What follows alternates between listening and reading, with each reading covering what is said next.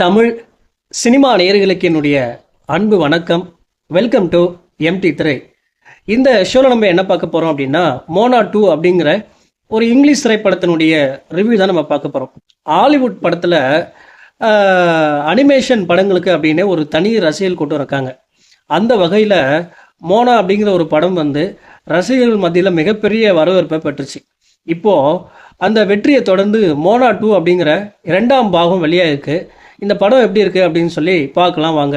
இந்த படத்தினுடைய கதை என்ன அப்படின்னா, மோனா அப்படிங்கிற பெண் அதிரடி சாகசங்களை செய்யக்கூடிய ஒரு பெண்ணாக இருக்காங்க. இவங்களுடைய கிராமத்தில் ஒரு திருவிழா நடக்குது. அந்த திருவிழாவில் ஒரு மின்னல் வந்து மோனாவின் மேலே விழுது. அந்த மின்னலில் மோனாவுடைய முன்னோர்கள் அவங்களுடைய கண்ணுக்கு தெரிகிறாங்க.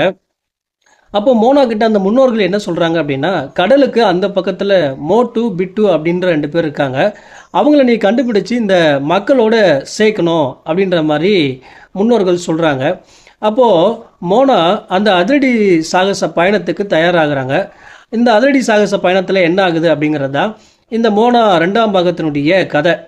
இந்த படத்தை பற்றி அலசணும் அப்படின்னா, மோனா அப்படிங்கிற பெண் அதிரடி சாகசங்களை செஞ்சு குட்டி குட்டி ரசிகர்களை கொண்டு இருக்காங்க.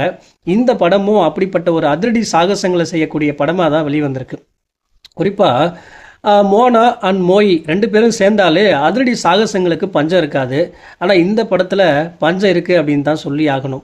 குறிப்பாக அந்த மோயியை கண்டுபிடிக்கிற சீன் இருக்கு இல்லையா, ஒரு பெரிய ராட்சச மீனுடைய வயிற்றில் மோழியை கண்டுபிடிக்கிற சீன் எல்லாமே வந்து ரசிக்கிற மாதிரி இருக்குது. குறிப்பாக ராசா அப்படிங்கிற ஒரு அரக்கனை தேடி போகிற சீனெல்லாம் வந்து பார்த்திங்கன்னா சுவாரஸ்யமும் திருப்பு முனையும் இல்லை.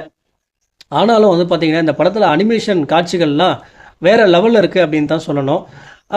பெரியவங்களுக்கு தான் வந்து பார்த்திங்கன்னா இந்த சுவாரஸ்யமான திரைக்கதை, திருப்பு முனை நிறைந்த கதையெல்லாம் தேவை. ஆனால் குழந்தைகளுக்கு இதெல்லாம் தேவையில்லை. குறிப்பாக இந்த படம் குழந்தைகள் கொண்டாடக்கூடிய ஒரு படமாக வெளிவந்திருக்கு. இந்த படத்தில் ப்ளஸ் பாயிண்ட் என்ன அப்படின்னா, அனிமேஷன் காட்சிகள் வேறு லெவலில் இருக்குது. குறிப்பாக மோனா அவருடைய நண்பர்கள் செய்யக்கூடிய சாகசங்கள்லாம் வேறு லெவலில் இருக்குது. அதே போல் பின்னணி இசையும் வந்து பார்த்திங்கன்னா ரொம்ப நல்லாவே அமைஞ்சிருக்கு. ஓவராலாக இந்த படத்துக்கு நான் கொடுக்குற ரேட்டிங் 5க்கு 3. இந்த படத்தை தாராளமாக குழந்தைகளோடு பார்த்து கொண்டாடலாம். அடுத்த விமர்சனத்தில் சந்திக்கலாம். நன்றி, வணக்கம்.